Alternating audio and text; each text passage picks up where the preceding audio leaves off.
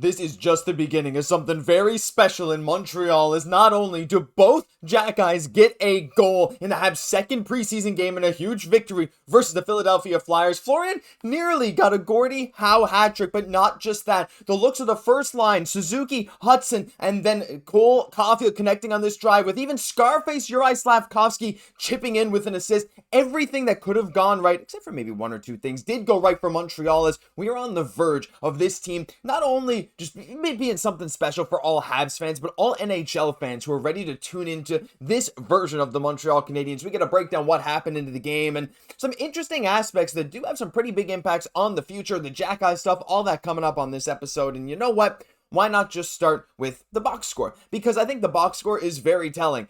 Feel free to pause, make sure you turn to HD and take a look at it. There's so many things we can get into here, but I want to talk about the Xhekajs after, but I want to talk about some other guys first. And I promise we'll get into the first line. Maybe in the intro it sounded like I was saying Hutson was playing the wing, but anyway, you guys know what I'm getting into.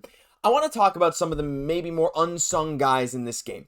And the first thing I want to mention is that whole line with Florian Xhekaj on it, but with Tyler Thorpe and Luke Tuch, because those guys, Tyler Thorpe especially, absorbing a hit from Nick Deslauriers before making a great play to Florian Xhekaj. That pass to Florian was so nice after absorbing a hit from a huge NHLer, and we saw Florian drop the mitts a little bit later.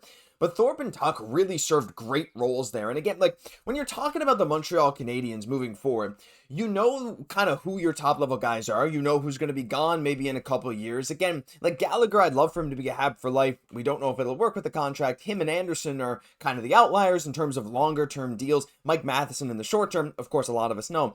But when you're looking for guys that can fit in this team long term, you really need to carve out a role for yourself, a niche.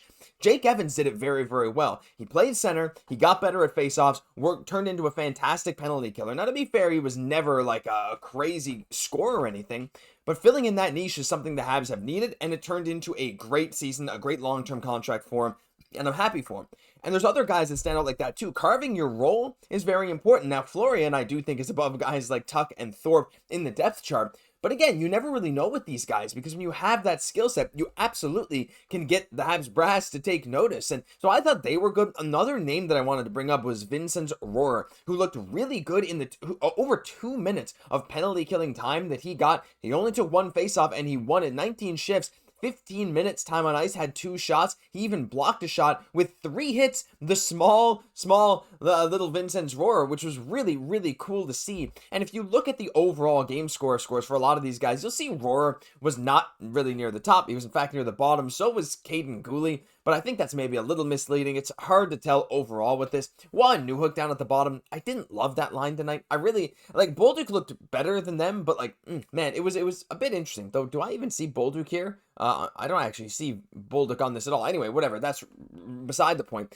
But you can see guys like Vincent Rohrer, look at the team defense above average. Now, a lot of these guys had very good defense against Philly today. Kakinen let in some iffy goals, but look, it is what it is. Rohrer had a really good defensive performance. So did Cayden Guhle. And that's what I really love from a lot of these guys. You can even see Xhekaj, Tuch, and Thorpe right there in the middle. It was really, really entertaining to see. And one other guy that I want to get into before I get into the first line and the Xhekaj bros, it is David Reinbacher. And if I flash this back up, I don't think what you see here is representative of what Habs fans are saying about him. Because statistically, when he was on the ice, the team did pretty well. Reinbacher himself made some pretty bad mistakes, though. A bad play at the blue line that hit off his skate. He tried to chop at the puck, but it allowed Philly to break out and get a goal. It kind of sucked. But you know what Marty St. Louis did? He used to do this with Justin Barron when Barron would make mistakes. That's not just him, I guess. Go right back out there and prove to me that that was just a one-off mistake, right? Reinbacher was out there the shift after that pretty big blunder at the blue line. And he was out there to prove himself. And you know what? He was on the ice when Nick Suzuki scored his goal to restore the 2-goal lead from Juraj Slafkovsky later in the game, which I absolutely loved. So David Reinbacher, I still think he looks shaky. I still think he needs some time in the AHL. I am ready for a full season of David Reinbacher, and mark my words, he's going to settle in and look confident again very soon. I'm talking within the first month of the season. We're going to see a huge difference from Reinbacher today, and then we just have to give him a little bit of time, though I know a lot of you probably aren't impressed with him. I wasn't necessarily impressed with the game, but I still have faith that with time, with a full season, he'll get there. But let's get into that top line because, oh boy, I mean, we know the top line is so good. Let's roll those highlights. First off, 53 seconds into this one. I mean, can I just play this again and again? What a snipe from Caufield, by the way. But Suzuki to Hutson to Caufield on this odd man rush.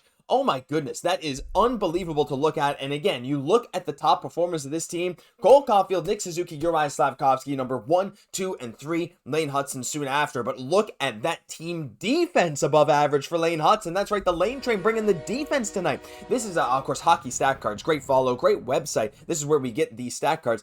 Lane Hutson had the single highest team defense above average performance of any player on the Habs, as in the Habs defense was the best when Lane Hutson was on the ice tonight. His individual defense was not great. He was in the negative along with Arber, Xhekaj, Alexander Carrier, but these are so difficult to discern one game to the next, these little plays. It's really hard to figure out where and when and why. But regardless, the team was a lot better defensively with him on the ice. Funny enough, it was actually below average offensively when he was on the ice. So again, these small sample sizes are what they are. You can't really glean too much from them, but Lane Hutson, straight up, I mean, I think we all can be honest with ourselves that Lane Hutson objectively looked like he is not going to have a sophomore slump. This dude looked so quick, so decisive, so many unbelievable plays. Yeah, a couple little fumbles here and there, but this is what the preseason is for, to get those kinks out, to get ready, get back into this game speed. So unreal from him, but again, it was that top line really showing out tonight. I also forgot to mention Sammy Blais earlier. He's interesting. I wanted to show something on that as well, but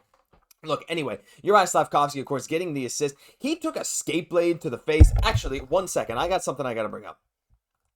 I made this right after he went to the locker room, so if you like this, look, if you want to leave a like on the video, subscribe to the channel, do it for this. This took me like a whole 6 minutes to do in Photoshop, and I think it's pretty cool. So this might be, I want this to become like a meme or something, because I don't know how long he's going to have this scar, but I figured I wanted to show you guys that. He came out and was so good. I loved how aggressive our boy Slavzilla was tonight. Like, I think you guys all saw that too. The dude was along the boards, hitting people, pushing people. Was he absolutely stellar every single minute he was out there? Not necessarily, but again, like, he was impactful no matter what he did, winning those board battles, making those plays, giving that puck to Nick Suzuki that we're going to see here in a moment. He was unreal at a lot of moments in this game, and it just goes to show why this first line was one of the best first lines statistically in the NHL last season. And at one point in this game, I don't know what it finished, the Montreal Canadiens' first line here of Caufield, Suzuki, Slafkovsky were outdoing the Flyers while they were on the ice in shot attempts 19-0 and shots 11-0. No, that's not a typo. At one point, Eric Engels tweeted that out during the game, which is absolutely insane for the first line. But again, it doesn't even stop there with the first line. But before I get to the Xhekajs, I know I said I wouldn't do this, but I wanted to show this. I want to talk about something Anthony Malcutt said. I'm bouncing back and forth, but there's so much to digest here today because there's so many things I want to talk about. But he said he's really excited to see who gets those 12th and 13th spots among the Canadiens forward. He said he really thinks it's going to be a battle. It wasn't a great match for Joshua Roy, Valeno, and Blais. Roar did really good, like Florian Xhekaj. It depends what the Habs are looking for. And I tend to agree. Like Sammy Blais, I thought, though, had a pretty good game. He had a lot of hits. He looked like NHL ready because he's a guy who's played a lot in the NHL, has been a very good AHL player. Roy looked okay, right? And we know Roy was really auditioning for that kind of third line winger role. And Florian Xhekaj, again, stood out hugely in this game, which is something we were expecting, but yeah, I mean, I don't know. It was unreal. He also went 4-1 on the dot. Florian Xhekaj won 80% of his faceoffs. That was the best on the team of anyone who took more than one faceoff. Even Suzuki went 10-4. Florian had a better rate. So I want to get your guys' thoughts quickly. Who are your front runners for the 12th and 13th forward spots for the Montreal Canadiens? A lot of people liked Roar, including myself. Joe Valeno, I thought, had a pretty decent game. Blais is kind of an interesting one. I'd love to hear your thoughts, but look, it's time to get into the Xhekaj boys, and this is amazing because their mother Simona drove up. She came all the way up to Montreal to watch these guys in their first game that they played together, and like, how could you script this any better? There she is right there. 2 goals, 1 goal from each of them, and even Florian getting into a bit of a fight with one of the best fighters in the NHL, and Nick Delorier. You could argue he's the best fighter in the NHL right now, but seeing both of these guys do this was honestly incredibly heartwarming. Like, it was almost surreal to watch Arber. He tried. That first clearing attempt went way wide. The second one off the boards and it nearly went in. The third one, it got turned over right to him, and you knew exactly where that puck was going. And there's a good reason Arber Xhekaj was right here near the top. Yes, scoring a goal obviously does put you near the top of the performance cards, as it should. I mean, that helps your team more than almost anything else.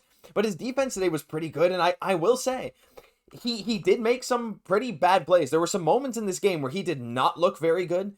But overall, he looks faster, he looks smoother, and preseason is the time to get these kinks out, right? And he got that goal at the end. It was a feel-good moment. You know, I'm pretty confident that Arber Xhekaj, like, especially after a pretty good training camp, he's looking to take that number 6 defenseman spot and just run with it. Jayden Struble had a fine game yesterday. Arber Xhekaj, some mistakes, some good things today. It's going to be a battle. We still got a good number of preseason games left. I think another 3 or 4. I think a couple against Toronto, a couple against Ottawa, and then the regular season is here. But Arber Xhekaj and Florian Xhekaj, regardless, in their first game playing together at the pro level, they both score a goal, which I feel like you just can't script. This is beyond the people who think sports are scripted. This is beyond a script. This is unreal to see, and it's the start of something special, not only familial, but for the way this team looks, the way the chemistry is, even in a game that, like, yeah, we looked pretty dominant for some parts, but we came out pretty sloppy there later in the game. This team still managed to get a nice decisive win, and it is so fun. So shout out to the Habs, and shout out to Jakub Dobeš, who had a great game. Kaapo Kähkönen kind of hung out to dry because it was a breakaway, the very first shot he faced. But look, all in all, it was a fun game. Leave your thoughts on everything down below, because that'll do it for this episode of Habs Digest. If you enjoyed, hey, you know what to do. Hit subscribe to the channel. We got videos coming out every single day. We're so excited for the regular season. I hope you stick along for the ride with us. I've been your host, Josh Gosse, and I'll catch you in the next one.